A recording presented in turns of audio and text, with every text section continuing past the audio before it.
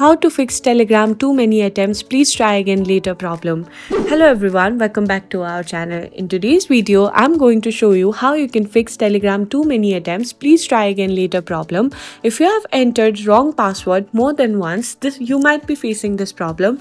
In order to fix this, we need to head over to our settings, and once you're here, you need to scroll down and tap on general. From here, you need to head over and tap on iPhone storage.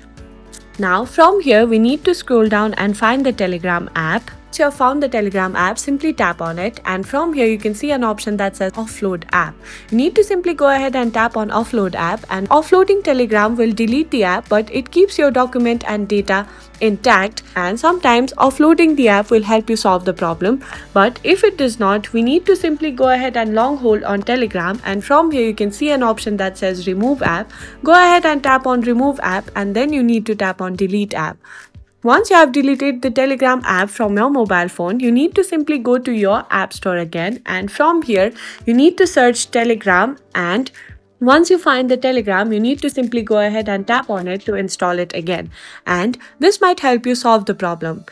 And that's it for today. If you find this video helpful, please give us a thumbs up, subscribe to our channel, and I'll see you in the next video.